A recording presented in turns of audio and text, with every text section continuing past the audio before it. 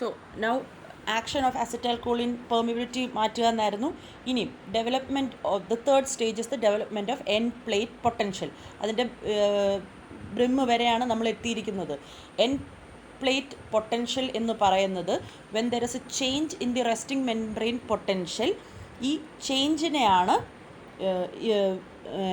ഈ end plate potential എന്ന് വിളിക്കുന്നത്. Change in the resting membrane potential when an impulse reaches the neuromuscular junction, ആ ചേഞ്ചിനെയാണ് end plate potential, resting membrane പൊട്ടൻഷ്യലിൻ്റെ ചേഞ്ചിനെയാണ് എൻ പ്ലേറ്റ് പൊട്ടൻഷ്യൽ എന്ന് വിളിക്കുന്നത്. ഇനി നോർമലി ഒരു ന്യൂറോമസ്കുലർ ജംഗ്ഷനിൽ റെസ്റ്റിംഗ് മെംബ്രെയിൻ പൊട്ടൻഷ്യൽ എന്ന് പറയുന്നത് എത്രയായിരിക്കും? -90 മില്ലി വോൾട്ട് ആയിരിക്കും അതിൻ്റെ റെസ്റ്റിംഗ് മെംബ്രെയിൻ പൊട്ടൻഷ്യൽ.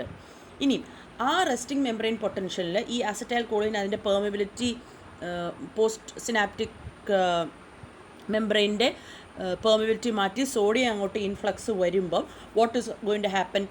ഒരു സ്ലൈറ്റ് ഡീപോളറൈസേഷൻ നടന്നിട്ട് ഈ -90 MV -60 മില്ലി വോൾട്ടായിട്ട് അതിനെ ഡീപോളറൈസ്ഡ് ആക്കും. ആ ഡീപോളറൈസ്ഡ് ആയിട്ടുള്ള ആ change in that resting membrane potential is called as the end plate potential. ഇനി ഈ എൻ പ്ലേറ്റ് പൊട്ടൻഷ്യലിൻ്റെ ഒരു പ്രത്യേകത എന്ന് പറഞ്ഞാൽ ദേ ആർ ഗ്രേഡഡ് ആയിട്ടുള്ള പൊട്ടൻഷ്യലാണ്.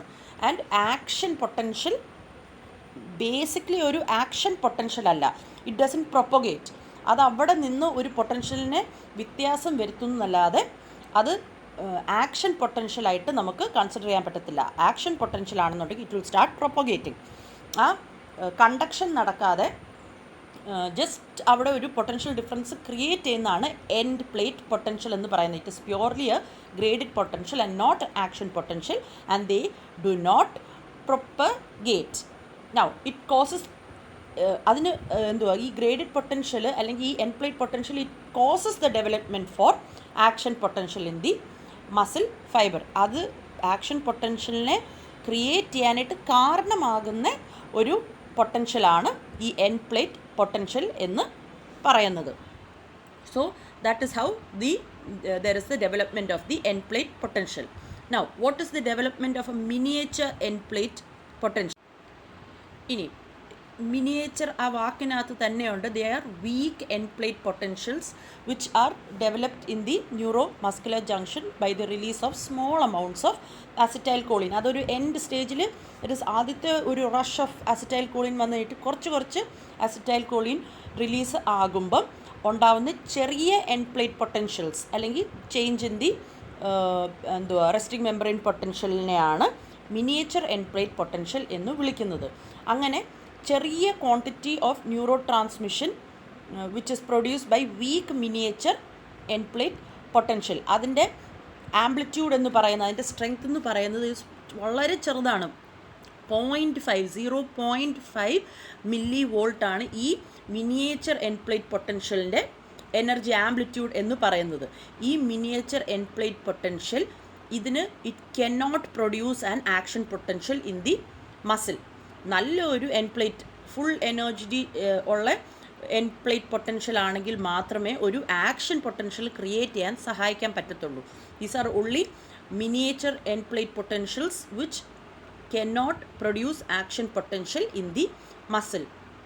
When more and more quantas of acetylcholine is released continuously, കുറേ മിനിയേച്ചേഴ്സും കൂടെ ക്ലബ് ചെയ്ത് ആഡപ്പ് ചെയ്യുമ്പം it can produce A full end plate potential resulting in action potential in the muscle. So കുറേ മിനിയേച്ചേഴ്സും കൂടെ add up ചെയ്ത് വരുമ്പം ഒരു എൻഡ് പ്ലേറ്റ് പൊട്ടൻഷ്യലിൻ്റെ എനർജി വരെ എത്തിയിട്ട് it can cause an action potential. Now that is the development of end plate potential. So നമ്മുടെ ആ പ്രോസസ്സ് ദാറ്റ് ഈസ് ന്യൂറോമസ്കുലർ ട്രാൻസ്മിഷൻ്റെ ആ എൻഡ് സ്റ്റേജിലോട്ട് എത്തുവാണ്. ഇനി ഈ അസറ്റൈൽകോളിൻ ഇച്ചിരി ആയിട്ട് റിലീസ് ചെയ്ത് അത് തീർന്നു വന്നു, മിനിയേച്ചർ എൻഡ് പ്ലേറ്റ് പൊട്ടൻഷ്യൽസ് ഉണ്ടാക്കി. ഇനിയുമാണ് the last stage which is the destruction of the acetylcholine. ഈ അസറ്റൈൽകോളിൻ സിനാപ്റ്റിക് ക്ലെഫ്റ്റിലോട്ട് ഇങ്ങനെ പെട്ടെന്ന് റിലീസ് ആയിക്കൊണ്ടിരിക്കുമല്ലായിരുന്നോ, അത് പെട്ടെന്നാണ് ഇത് മൊത്തം റിലീസായി ഇതിൻ്റെ ഫങ്ഷൻ എല്ലാം കഴിയുമ്പോൾ അടുത്ത stage these functions are very fast. ഇത് they are destroyed very quickly. Within 1 millisecond by the enzyme acetyl choline esterase എന്ന് പറയുന്ന എൻസൈമാണ് ഈ അസിറ്റൈൽ കോളിൻ മോളിക്യൂളിനെ ഡിസ്ട്രോയ് ചെയ്യുന്നത്. 1 മില്ലി സെക്കൻഡിനുള്ളിൽ അത് റിലീസായി 1 മില്ലി സെക്കൻഡിനുള്ളിൽ ഈ അസിറ്റൈൽ കോളിനെ ഡിസ്ട്രോയ് ചെയ്യാനായിട്ട് തുടങ്ങും ഈ അസിറ്റൈൽ കോളിൻ എസ്റ്ററേസ് എന്ന് പറയുന്ന എൻസൈം. ഓക്കെ,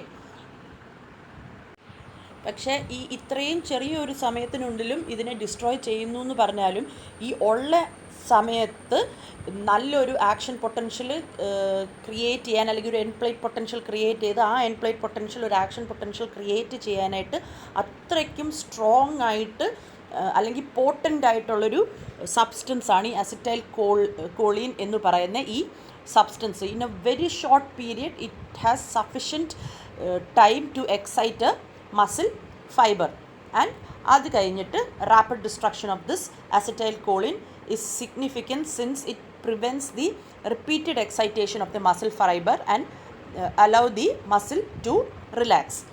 ഇതിനെ പെട്ടെന്ന് ഡിസ്ട്രോയ് ചെയ്യുന്നത് ഇത് ഇതുപോലെ സ്ട്രോങ് ആയിട്ട് പോട്ടൻ്റ് ആയിട്ടുള്ളൊരു മോളിക്യൂൾ ആയതുകൊണ്ട് ഇത്രയും സമയം മതി അതിൻ്റെ ഉള്ളിൽ അതിനെ ഡിസ്ട്രോയ് ചെയ്യുമ്പം തിരിച്ച് മസിൽ ഫൈബറിന് റിലാക്സ് ചെയ്യാനായിട്ടുള്ള ഒരു ടൈം കിട്ടും.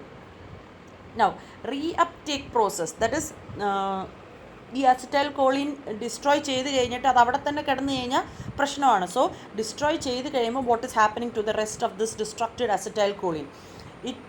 ഈ റീഅപ്ടേക്ക് പ്രോസസ്സ് എന്ന് പറയുന്നത് it is a process in the neuromuscular junction by which the degraded product of the neurotransmitter, that is the acetylcholine, re-enters the presynaptic axon terminal, the membrane where the membrane that is covering the nerve ending.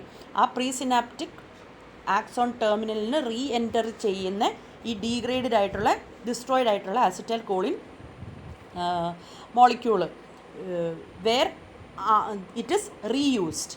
ഈ അതിനെ അങ്ങോട്ട് reuptake ചെയ്തിട്ട് അവിടെ അതിനെ രണ്ടാമത് ഉപയോഗിക്കുന്നുണ്ട്. ഇനി ഇതെങ്ങനെയാണ് അതിനെ ഉപയോഗിക്കുന്നത്? ഈ അസിറ്റൈൽ കോളിൻ എസ്റ്ററേസ് എന്ന് പറയുന്നത് it splits the acetyl into inactive choline and acetate. ഇത് രണ്ട് കമ്പോണൻ്റ് ആയിട്ടാണ് ഇതിനെ ഡിസ്ട്രോയ് ചെയ്യുന്നത്. ഇനി choline is taken back into the axon terminal from the synaptic cleft by the reuptake process. There it is reused in the synaptic vesicle to form new acetyl choline, and acetate മാത്രം അതിനെ അവിടുന്ന് റിലീസാക്കും. Acetyl choline esterase is the enzyme that splits the acetylcholine in within 1 millisecond ഉണ്ടായിരുന്ന acetyl കോളിനെ split ചെയ്യുന്ന into inactive കോളിനും അസിറ്റേറ്റും. ഇനിയും ഈ inactive കോളിനെ തിരിച്ച് ഈ ആക്സോൺ ടെർമിനൽസ് ഈ സിനാപ്റ്റിക് ക്ലെഫ്റ്റിൻ്റെ ഇടയ്ക്ക് നിന്ന് അതിന് തിരിച്ച് എടുത്തിട്ട് വെസിക്കിൾസിൻ്റെ ഉള്ളിൽ പുതിയ അസിറ്റൈൽ കോളിൻ ഉണ്ടാക്കാനായിട്ട് റീയൂസ് ചെയ്യും. So this is the full process of your neuromuscular transmission.